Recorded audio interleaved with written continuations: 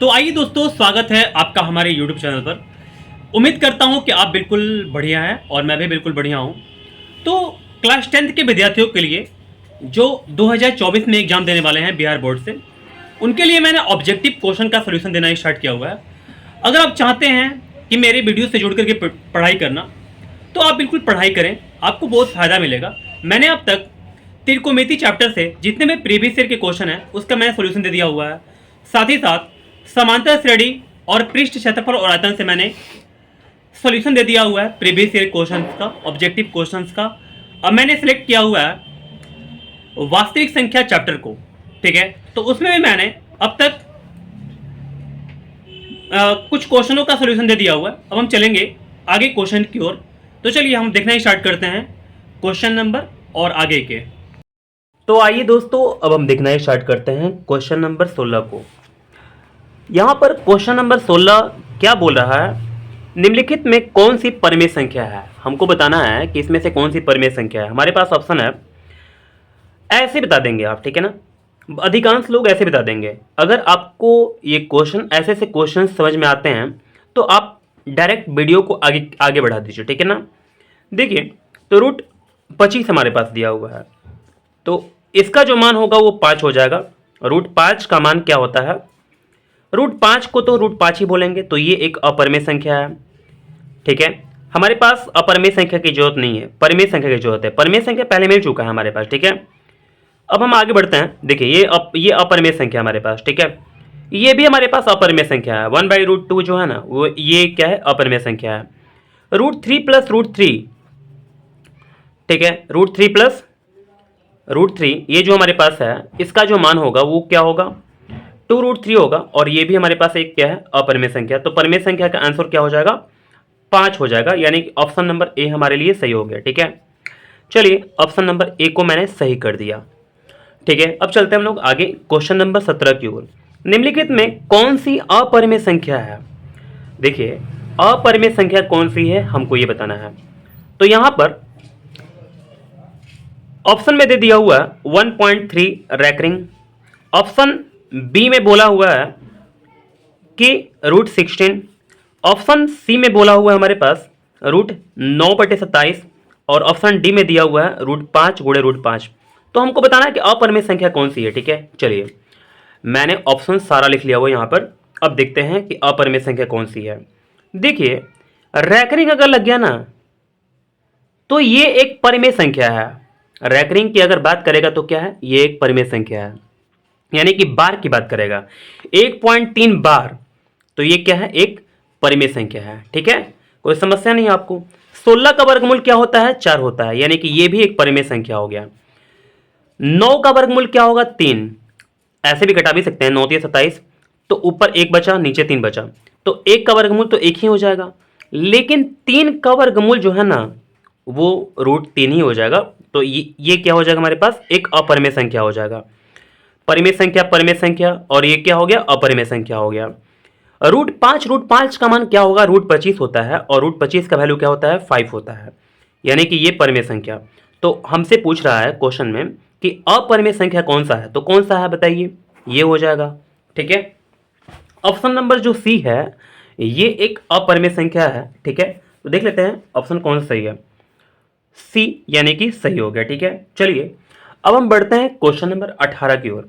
यहां पर क्वेश्चन बोला है, यदि P और Q दो अभाज्य संख्या है तो उनका मसा होगा। देखिए, जो लोग ध्यान पूर्वक अगर पढ़े होंगे पढ़ाई को तो वो फटाफट मार देंगे ऐसे ऐसे क्वेश्चनों को।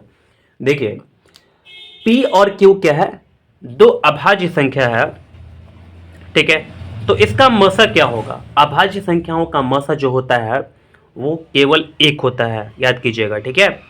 जैसे में अभाज्य संख्या क्या है, वैसी संख्या जो एक और खुद से विभाजित होती है, ठीक है। वैसी संख्या जो एक और खुद से विभाजित होती है उसे हम अभाज्य संख्या कहते हैं। जैसे में 2 और 3 अभाज्य संख्या हो गया, 2 3 5 7 11 13 17 19, ऐसे करके आगे बढ़ते चले जाएगा। ये सारी जो संख्याएं हैं ये एक क्या है, अभाज्य संख्या है। और अगर इसका आप मसा निकालते हैं तो आंसर क्या आता है, यानी कि 1 आता है। किसी भी दो संख्या को सिलेक्ट कर लीजिए और उसका मसा निकालना स्टार्ट कीजिए, आपको एक ही आएगा केवल, ठीक है। चलिए तो हम देख लेते हैं ऑप्शन हमारा कौन सा है। एक मैंने बोला हुआ है ना, तो ऑप्शन नंबर ए में जो है ये एक है, तो ऑप्शन नंबर ए सही हो गया। आगे की ओर बढ़ते हैं, क्वेश्चन नंबर 19 की ओर बढ़ते हैं, ठीक है। देखिए 19 नंबर क्वेश्चन बोला, यदि P और Q दो अभाज्य, 19 नंबर है ना, तो 19 नंबर यहां पर ये वाला है, 0.13 बार है ना, 0.13 के ऊपर बार लगा हुआ है। चलिए हमको क्या बताना है कि ये जो है ये किसके बराबर है, बराबर यहां पर साइन लगा हुआ ना, तो ये किसके बराबर है। देखिए ऐसे क्वेश्चनों का तो आंसर आता है डायरेक्ट, हम लिख सकते हैं कि 13/99। लेकिन आपको मैं समझाता हूं ये कैसे हो पाएगा, थोड़ा सा लंबा चौड़ा कहानी है, ठीक है। तो चलिए आइए समझना स्टार्ट करते हैं। देखिए सबसे पहले हम लोग मानते हैं कि ये वाला जो है ना, ये 0.13 बार लगा हुआ है, ये x के इक्वल है। तो यहाँ पर क्या हो जाएगा, 0.131313 ऐसे करके ये आगे बढ़ते चला जाएगा, ठीक है। क्योंकि ये बार बार आ रहा है ना, तो हम लोग बार लगा देंगे ऐसे करके, ठीक है। चलिए अब हम क्या करते हैं, इसको समीकरण पहला बोल देते हैं। यहाँ पर इसके बाद नीचे क्या करेंगे, दोनों ओर दोनों तरफ 100 से गुणा कर लेंगे, ठीक है।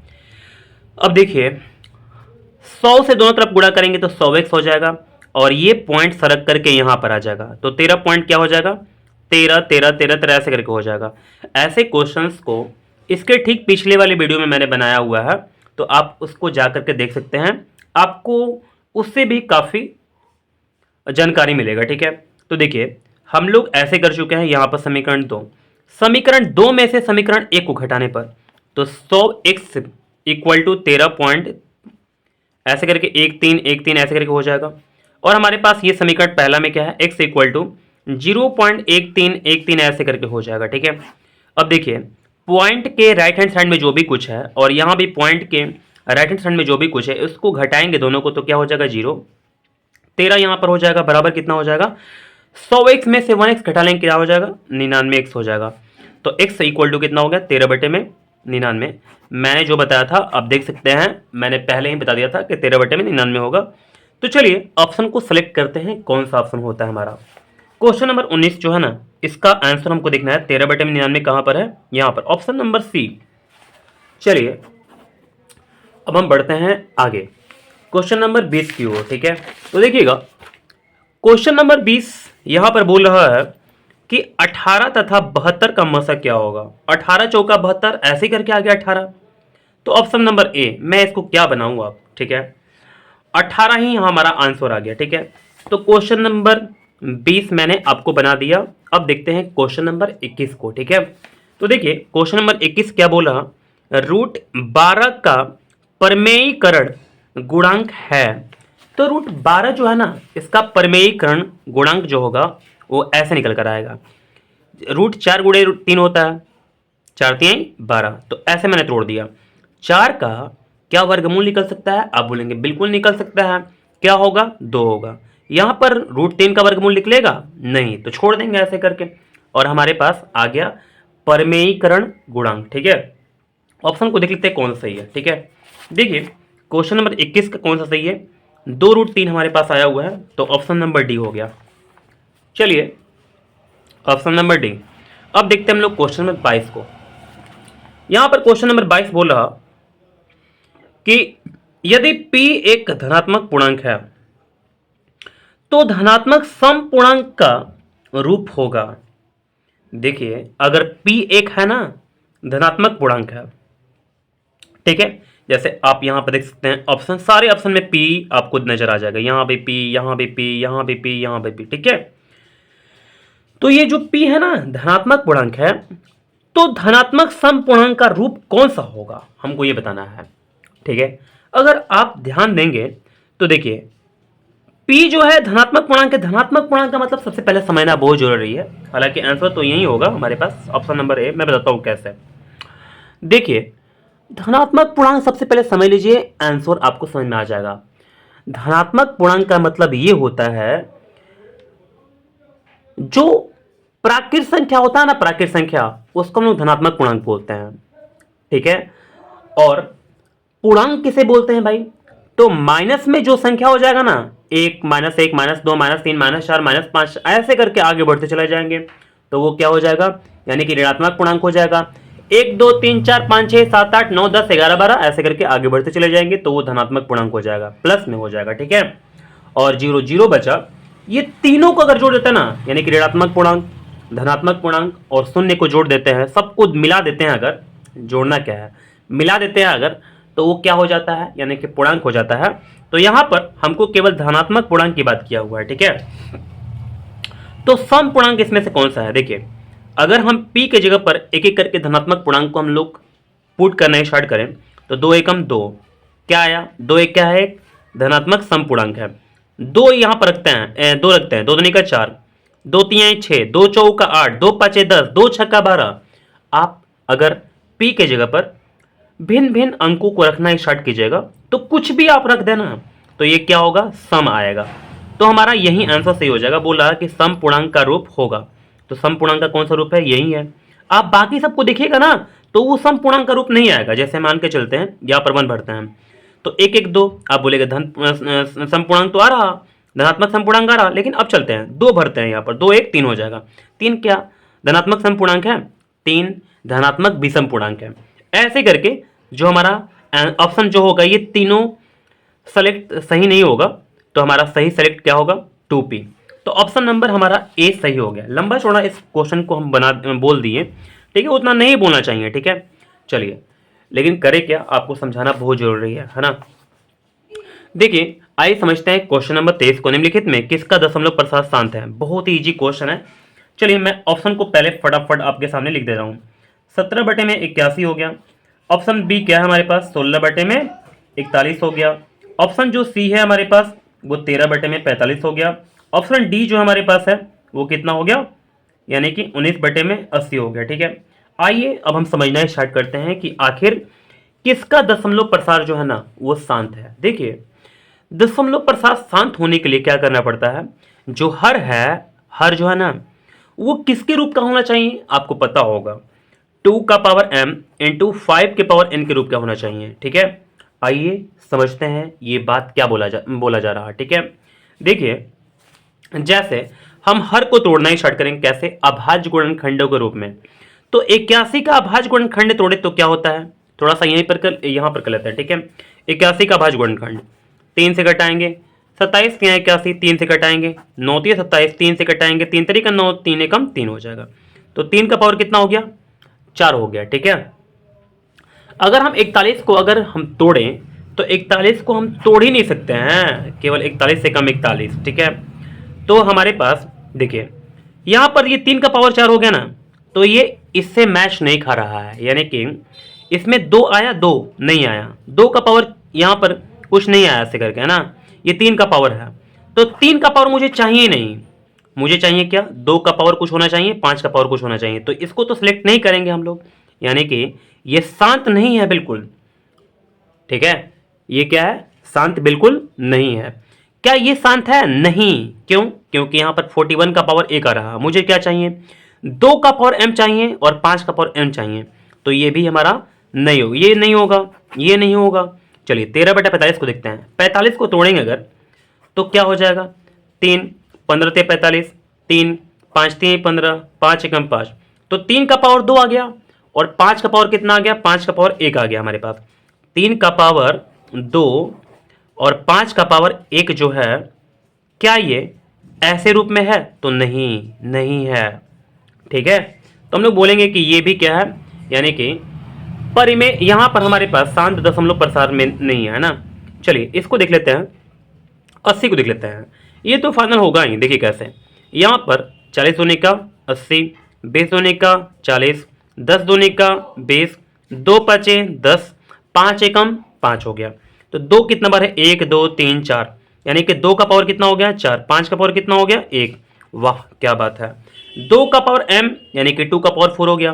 5 का पावर n, 5 का पावर 1 हो गया, तो इसके रूप का तो है, तो इसी के चलते ये क्या हो गया, ऑप्शन हमारा सही हो गया, ये शांत है बिल्कुल, ठीक है।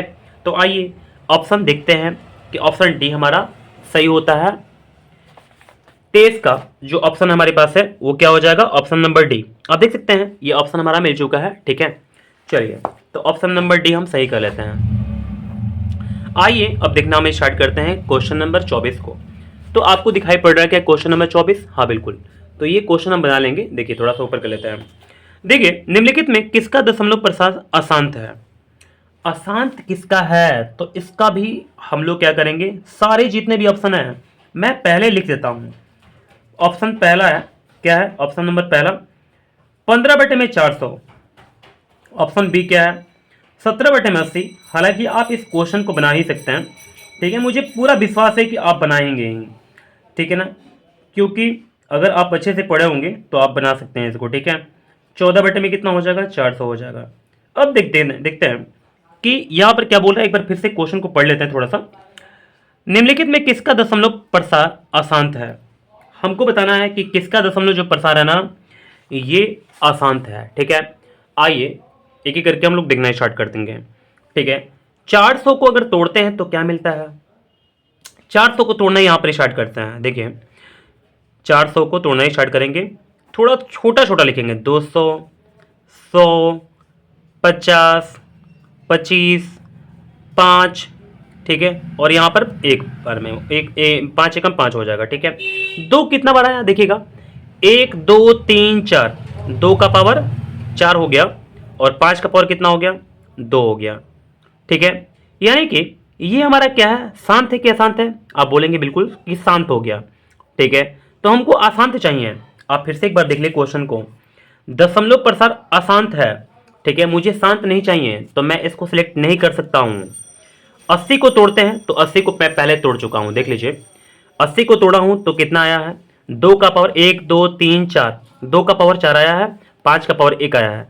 तो 2 का पावर m 5 का पावर n के रूप का है, तो हम लोग क्या बोलेंगे कि तुम भी शांत हो, ठीक है ना। यहां पर 17/80 क्या हो जाएगा, शांत। इसको भी सिलेक्ट नहीं करेंगे, हटाइए फटाफट, ठीक है। अब देखिए ये भी हमारे पास 400 है। 400 जब था मैंने तोड़ा था तो 2 का पावर 4 और 5 का पावर 2 आया था, तो इसको भी हम लोग शांत नहीं बोल सकते हैं। तो बोलेंगे किसको, बोलेंगे हम इसको, ठीक है। ये शांत हमारे पास अशांत है ना। चलिए ऑप्शन नंबर सी मैंने सही कर दिया। आइए देखते हैं कौन सा ऑप्शन हमारा सही होता है। चलिए क्वेश्चन नंबर 24 का आंसर देख लेते हैं। तो ऑप्शन नंबर सी हमारे पास सही हो गया, ठीक है। चलिए उम्मीद करते हैं कि ये क्वेश्चन बिल्कुल आप अच्छे से समझ गए होंगे। अब देखते हैं हम लोग क्वेश्चन नंबर 25। इसके पहले मुझे थोड़ा सा ऊपर इसको करना पड़ेगा, तो देखिए मैं इसको कर देता हूं ऐसा करके। देखिए अब हम देखना स्टार्ट करते हैं क्वेश्चन नंबर 25 को। अब देखिएगा यहां पर क्वेश्चन आपको 25 दिख रहा होगा। यदि भाग एल्गोरिथम a बराबर बी क्यू प्लस आर, ठीक है, मैं लिख भी देता हूं क्वेश्चन नंबर 25 को। a बराबर बी क्यू प्लस आर है ना, तो बोला a बराबर 37, ठीक है, और क्या बोला हुआ है, b बराबर 4, और क्या बोला हुआ है, r बराबर 1। तो हमको q बराबर चाहिए मान, ठीक है। आइए तो हम इसको सॉल्व करना स्टार्ट करते हैं। देखिएगा a का मान कितना दिया, 37, फटाफट लिखना स्टार्ट करते हैं। b का मान कितना दिया हमारे पास, 4 दे दिया, 4 कर लेते हैं। q का मान कितना दे दिया, नहीं पता, q का मान छोड़ देते हैं। r का मान कितना दे दिया, 1 दे दिया। समझ में आ रहा है क्या बात आपको? बिल्कुल समझ में आ ही रहा होगा, ठीक है। तो 37 और यहाँ पर +1 है ना, तो लेफ्ट में लाएंगे तो क्या हो जाएगा, -1। 4q हो गया, 31 में से एक जाए कितना हुआ, 30, बराबर 4q हो गया। कटाना ही स्टार्ट करेंगे। देखिए ऐसे करके हमारा आंसर जो होगा वो पॉइंट में आएगा, लेकिन हम ऑप्शन कुछ सेलेक्ट करेंगे, देखेंगे कौन सा ऑप्शन हमारा सही है। देखिए इसको भी तोड़ सकते हैं, लेकिन पहले ऑप्शन देखते हैं ना, ठीक है। 25 का जो हमारे पास ऑप्शन आया हुआ है, यहाँ पर 9 आया हुआ है, 8 आया हुआ है, 10 आया हुआ है और 7 आया हुआ है। मैंने कहीं गलती कर दिया क्या? a बराबर 37, b बराबर 4, r बराबर 1, तो क्यू का मान निकालना है ना। एक बार फिर से देख लेते हैं। देखिएगा a बराबर कितना हो गया, 37, b बराबर कितना हो गया, 4, क्यू का मान हमको फाइंड करना है, r बराबर कितना हो गया, 1, ठीक है। a बराबर बी क्यू प्लस आर हो गया।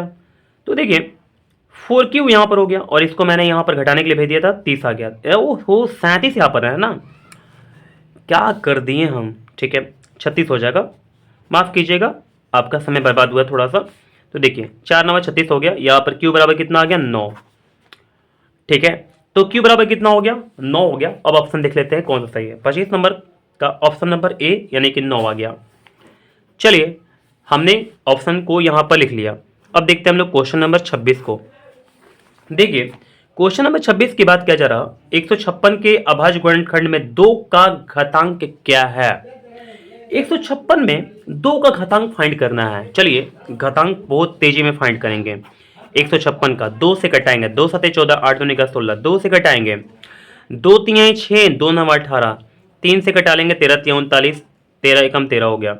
हमको 2 का घातांक बताना है, तो 2 का घातांक 2, 3 घातांक 1 और 13 घातांक 1 हमारे पास आ गया। तो 2 घातांक कितना है, 2 आंसर। ठीक है, तो चलिए ऑप्शन को देख लेते हैं कौन सा सही है। 26 का हमारे पास घातांक जो है ये 2 आया हुआ है, यानी कि ऑप्शन ए। यहाँ पर आप देख सकते हैं कि ऑप्शन ए आ चुका है। चलिए अब हम देखना स्टार्ट करेंगे क्वेश्चन नंबर 27 को। ठीक है, तो क्वेश्चन नंबर 27 क्या बोला, निम्नलिखित में कौन अपरिमेय संख्या नहीं है। अपरिमेय संख्या नहीं है, तो सबसे पहले ये अपरिमेय संख्या है कि नहीं है। तो देखिए ये अपरिमेय संख्या है, मुझे बताना क्या कि नहीं है। ठीक है, तो ये नहीं हो जाएगा। क्यों? क्योंकि यहाँ पर परिमेय संख्या और अपरिमेय संख्या को जोड़ते हैं हम लोग, तो क्या होता है, अपरिमेय संख्या ही आता है। परिमेय संख्या में से अपरिमेय संख्या घटाते हैं तो ये एक अपरिमेय संख्या होता है। ये भी अपरिमेय संख्या है, ये भी अपरिमेय संख्या है। इसको थोड़ा देख लेते हैं। √3 और बटे में √5, अगर आप √3 बटे में √5 को देखते हैं तो आप √3 बटे में 5 कर सकते हैं, जैसे √3 बटे में √5 है ना। तो अगर आप इसको सही करें तो ऐसे भी कर सकते हैं, √3 बटे में √5, तो ये एक क्या है, ये कैंसिल नहीं होगा, तो ये एक अपरिमेय संख्या है। हमको तीनों अपरिमेय संख्या मिला, ये भी और ये भी अपरिमेय संख्या मिला। ठीक है, मुझे क्या चाहिए, अपरिमेय संख्या नहीं। अपरिमेय संख्या नहीं कौन सा है, तो देखिए हमारे पास एक लास्ट ऑप्शन बचा हुआ है, ऊपर रूट लगाया हुआ, केवल पूरा में रूट नहीं लगाया हुआ है। लेकिन मैं बताऊं एक बात, ये हमारा गलत है। ऐसे तरीका से नहीं देना चाहिए। देना कैसे चाहिए भाई, तो देखिए मैं बताता हूं आपको। √12/3 देना चाहिए। क्या देना चाहिए, √12/3। दिया कैसे है, तो √12/3 दिया हुआ है। ऐसे करके अगर देखिएगा तो ये एक अपरिमेय संख्या हो जाएगा, यानी कि चारों ऑप्शन जो है ना वो अपरिमेय संख्या हो जाएगा। ऐसे अगर देता तो हमारा सही होता 3 चौका 12 और √4 का वर्गमूल 2 आ जाएगा और नीचे 1 का वर्गमूल 1 ही आ जाएगा, तो आंसर 2 आ जाएगा हमारे पास, यानी कि ये हमारा एक अपरिमेय संख्या नहीं है। ठीक है, अगर ऐसे ऑप्शन दिया हुआ है जो हमारे पास ये बिल्कुल थोड़ा सा मिस हो गया है, तो देखिए हमारा ऑप्शन नंबर डी सही हो जाएगा अगर ये पूरा देगा तब। ठीक है, ऐसे करके तो ऑप्शन नंबर डी हमारा सही हो जाएगा। चलिए मैं ऑप्शन नंबर डी को सही कर लेता हूँ। चलिए अब हम आगे बढ़ते हैं क्वेश्चन नंबर 28 की ओर। इस 28 देखते हैं, यहाँ पर 0.105 है, 0.105 है और हमको p/2n और 5 का पावर m के रूप में लिखना है। तो चलिए हम इसको देखना स्टार्ट करते हैं कि ये क्वेश्चन कैसे बन पाएगा। बहुत ही सिंपल है, ऐसे मैंने क्वेश्चन को बताया हुआ है। सबसे पहले पॉइंट को उड़ा लेंगे, हमारे पास क्या आ जाएगा, 1 आ जाएगा और यहाँ पर ट्रिपल डिजिट है तो 000 मैं कर दूंगा। यहाँ पर हमारे पास कितना हो जाएगा, 105 बटे में, अगर साफ देखना चाहते हैं तो 1000। ठीक है, 3 जीरो है ना, तो 3 जीरो लिखेंगे, 4 जीरो नहीं लिखेंगे। ठीक है, देखिए 1000 को हम लोग तोड़ना स्टार्ट करते हैं तो बिल्कुल 2 का पावर n इंटू 5 का पावर m के रूप में हो जाएगा। ठीक है, चलिए देखना हमें स्टार्ट करते हैं। 1000 को हम लोग तोड़ना स्टार्ट करेंगे, 2 से 500, 2 से 250, 2 से 125, फिर इसके बाद 5 से कटेगा क्या, चलिए 5 से कटाते हैं 25, 5 से कटाते हैं 5, 5 से कटाते हैं एक बार में। ठीक है, तो आप देख सकते हैं 2 का पावर कितना आ गया, यानी कि 2 का पावर 3 और 5 का पावर कितना हो गया, 5 का पावर 3 हो गया। तो आप देख सकते हैं मैंने ला दिया p बटे में 2 का पावर n इंटू 5 के पावर m के रूप में। ठीक है, चलिए ऑप्शन को देख लेते हैं कौन सा ऑप्शन हमारा सही होता है। देखिए क्वेश्चन 28 का ऑप्शन तो इधर नहीं दिया हुआ है, तो चलिए पहले इसको हम देख लेते हैं ऐसे करके मोड़ करके। देखिएगा हमारे पास आप देख सकते हैं ये आपको ऑप्शन यहाँ पर नजर आ रहा होगा, तो हमारा आंसर है 105। इसमें कुछ कटेगा भी क्या, चलिए इसमें और भी छोटा करके आंसर दे रहा है। ठीक है, तो मैं भी क्या करता हूँ, मैं भी थोड़ा सा इसको और भी शॉर्ट करता हूँ। देखिए हमारे पास ये वाला आया हुआ है ना, आप बोलेंगे हाँ बिल्कुल आया हुआ है, तो एक काम करते हैं, देखिए 105 हो गया, 2 का पावर 3 हो गया और 5 का पावर 3 है ना, यानी कि 5 इंटू 5 इंटू 5। ठीक है, अब देखिए 5 से घटाएंगे तो 5 दूनी का 10, 5 कम 5, तो हमारे पास क्या आ गया, 21 यहाँ पर आ गया, तो मैं 21 लिख लूंगा बटे में क्या हमारे पास आ गया, 2 का पावर 3 इंटू 5 का पावर 2 आ गया। ये हमारे पास आंसर हो गया। चलिए अब तो ऑप्शन मिलना चाहिए कोई ना कोई, चलिए मिलाते हैं। देखिए 21 ऊपर है यहाँ पर भी और यहाँ पर भी, ठीक है। 2 का पावर 3 नीचे है, 5 का पावर 2 यहाँ पर नीचे है ना। तो 2 का पावर 3 ये तो नहीं होगा ऑप्शन, ऑप्शन नंबर बी सही हो गया, ठीक है। तो चलिए ऑप्शन नंबर बी को हम लोग सही कर लेते हैं। अब देखते हैं हम लोग क्वेश्चन नंबर 29 को। तो देखिए क्वेश्चन नंबर 29 क्या बोला कि निम्नलिखित में कौन परिमेय संख्या है। इसमें से परिमेय संख्या को हमको सेलेक्ट करना है। देखिए हमारे पास 4 ऑप्शन दिया हुआ है, तो परिमेय संख्या इसमें से कौन सा है। तो देखिए ये तो अपरिमेय संख्या है, क्योंकि परिमेय संख्या में अपरिमेय संख्या जोड़ेंगे तो हमारे पास अपरिमेय संख्या होगा। ये हमारे पास परिमेय संख्या हो जाएगा, क्योंकि 10 है और प्लस 100 का वर्गमूल कितना होगा, आप बोलेंगे 10 होगा। तो 10 10 कितना होता है, 20 होता है। 20 क्या है, परिमेय संख्या। ऑप्शन नंबर बी सही हो गया, ठीक है। तो फटाफट मैंने आपको क्वेश्चन नंबर 29 को बता दिया कि कैसे बनेगा। अब देखते हैं इस वीडियो का सबसे लास्ट क्वेश्चन, क्वेश्चन नंबर 30। निम्नलिखित में किसका दशमलव प्रसार शांत है। बहुत ही इजी क्वेश्चन है ये। 15 बटे में 1600, ऑप्शन नंबर ए हो गया हमारे पास। ऑप्शन नंबर बी क्या है हमारे पास, तो 19 बटे में 210 है। ऑप्शन नंबर सी क्या है, 3 बटे में 88 है। ऑप्शन नंबर डी क्या है, 8 बटे में 75 है। तो आइए देखते हैं कि इसमें से किसका दशमलव प्रसार जो है ये शांत है। देखिए मैं बताता हूं आपको अगर हम सबको तोड़ें तो सबसे पहले तोड़ते हैं इसी को, ठीक है।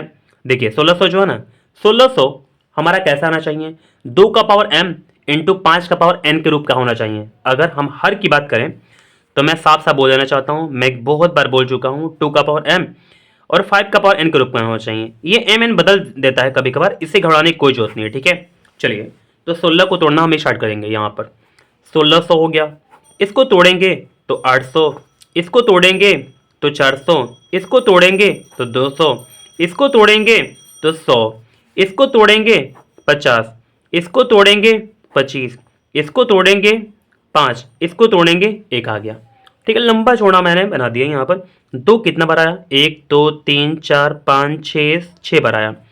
2 का पावर 6, 5 कितना बार आया, 5 का पावर 2। तो देखिए आपको मैंने दिखा दिया कि 2 का पावर 6 इंटू 5 का पावर 2 के रूप का है, यानी कि इसके रूप का है ये वाला जो चीज़ है ना। तो हम लोग बोल देंगे कि बोला यहाँ पर क्वेश्चन में कौन सा दशमलव जो है प्रसार शांत है, ठीक है। तो शांत तो ऑप्शन ए ही आ गया, है ना। तो अब आगे बढ़ने की क्या जरूरत है, चलिए ऑप्शन ए को ही सेलेक्ट कर लेते हैं, ठीक है। तो देखते हैं आंसर क्या हमारा सही हो पाता है। ऑप्शन नंबर ए सही हो गया, ठीक है। उम्मीद करता हूं कि सारे क्वेश्चंस आप बिल्कुल ध्यानपूर्वक देखे होंगे और कॉपी किताब लेकर के पहले बनाए होंगे। डाउट हुआ होगा तभी आप देखना स्टार्ट किए होंगे, अन्यथा आप वीडियो को और भी आगे बढ़ाए होंगे। तो चलिए ऐसे बिल्कुल पढ़ते रहिए मन लगा करके और आगे बढ़ते रहिए, ठीक है। बहुत बड़ा बनिए इंसान पढ़ लिख करके, आपसे यही उम्मीद है, ठीक है। चलिए हम लोग मिलते हैं अब अगले वीडियो में।